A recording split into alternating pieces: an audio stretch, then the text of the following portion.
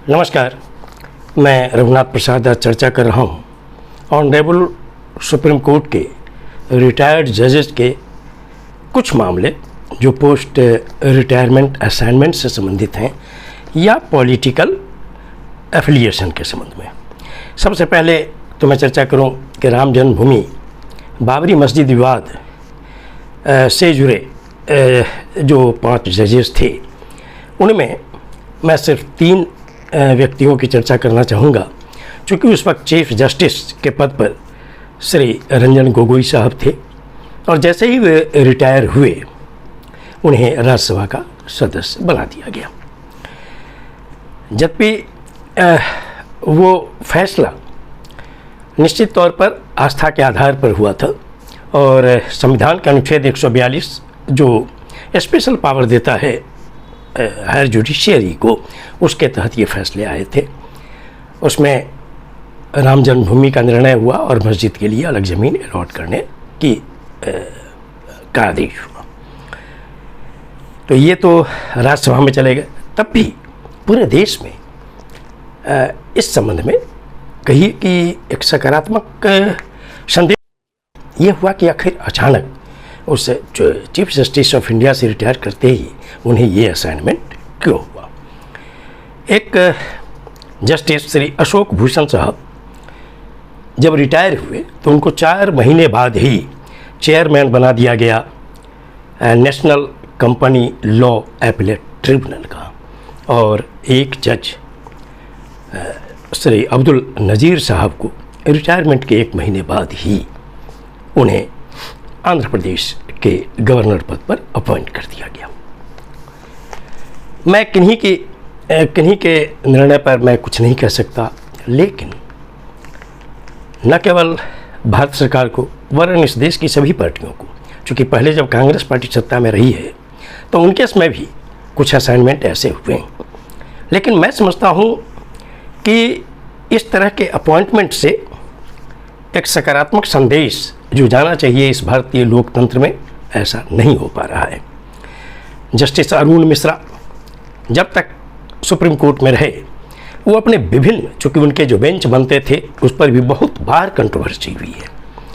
और ये लगा कि वे कुछ न कुछ ऐसे आदेश दिए चले जा रहे हैं जिस पर लोगों को निश्चित तौर पर उनकी कार्य प्रणाली पर, चूँकि लोग तो अरबों में हैं और जो जुडिशियरी से थोड़ा सा भी ताल्लुकात रखते हैं, उन्हें लगता था कि श्री अरुण मिश्रा साहब का जो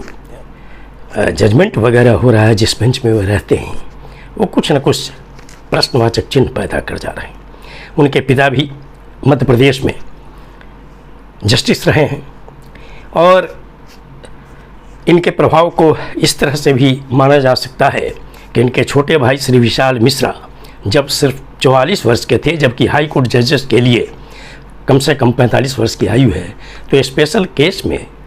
उनका रिकमेंडेशन हुआ था हाई कोर्ट जज के लिए। और जस्टिस अरुण मिश्रा जब सुप्रीम कोर्ट से रिटायर हुए तो उन्हें फिर 4 वर्षों के लिए ये जो नेशनल ह्यूमन राइट्स कमीशन है उसका चेयरमैन बना दिया गया। इसी से हम आप समझ सकते हैं कि जो हमारी हायर जुडिशियरी है, अब वो वक्त आ गया है कि या तो सरकार को कोई ना कोई कानून बनाना चाहिए कि कूलिंग पीरियड तय होना चाहिए कि जो हाई कोर्ट जस्टिस से रिटायर करें, जो सुप्रीम कोर्ट जस्टिस से रिटायर करें, उनका एक कूलिंग पीरियड हो कम से कम 3 वर्ष का, और तभी जाकर उनको कोई महत्वपूर्ण पद दिए जाएं। अब इधर आकर जो हो रहा है, पहले भी हुआ है इक्का दुक्का केस, लेकिन अभी जो हुआ कि कलकत्ता हाई कोर्ट के एक जज श्री अभिजीत गांगुली जो अपने कई फैसलों के लिए चर्चित रहे और लगता था कि जो वहाँ की राज्य सरकार है उनसे संबंधित जो भी मामले आते थे उन्होंने ऐसे ऐसे निर्णय दिए जिस पर प्रश्नवाचक चिन्ह पैदा हुए और वे तुरंत VRS लेकर या आफ्टर रिटायरमेंट ये अभी लोकसभा चुनाव में भारतीय जनता पार्टी के कैंडिडेट हुए और वे लोकसभा के सदस्य चुन लिए गए। एक जस्टिस श्री चित्तरंजन दास जब अप्रैल में रिटायर करते हैं तो रिटायरमेंट के समय वो कहते हैं कि उनका एफिलिएशन आरएसएस से रहा है और अभी भी है। और अभी मध्य प्रदेश हाई कोर्ट के एक जस्टिस श्री रोहित आर्या जो अप्रैल में रिटायर हुए हैं, अभी दो तीन दिन पहले कहिए जुलाई में उन्होंने भारतीय जनता पार्टी को ज्वाइन किया। मैं समझता हूँ कि पूरे देश में यह एक संदेश जा रहा है कि क्या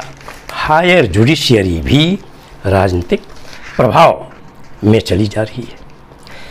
अगर ऐसा होगा तो चूँकि पूरी दुनिया में हमारी जुडिशियरी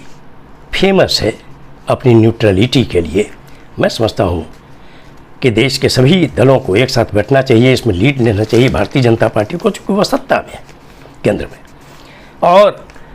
निश्चित तौर पर हाई कोर्ट जजेज और सुप्रीम कोर्ट जजेस के लिए कूलिंग पीरियड तय किया जाना चाहिए, ताकि ऐसा नहीं हो कि वो पद पर रहते हुए जो फैसले सुनाएं उनमें थोड़ी सी भी ऐसी झलक मिले कि उनका एफिलिएशन किसी संस्था से है, या थोड़ी सी भी ये झलक मिले कि ये चाहते हैं कि आफ्टर रिटायरमेंट इन्हें कोई ना कोई बड़ा असाइनमेंट मिले, क्योंकि यही देश के हित में होगा और जुडिशियरी की न्यूट्रलिटी पर कोई प्रश्न नहीं उठे, इसके लिए यह बहुत आवश्यक है। ये वीडियो आपको अच्छा लगा हो तो निश्चित तौर पर लाइक करें, शेयर करें। अब तक मेरे चैनल को आपने सब्सक्राइब नहीं किया, सब्सक्राइब करें, बेल आइकन को टच करें, ताकि मेरे हर आने वाले वीडियो का नोटिफिकेशन आपको तुरंत मिल जाए। आप सभी लोगों के लिए शुभकामनाएं। धन्यवाद। जय हिंद।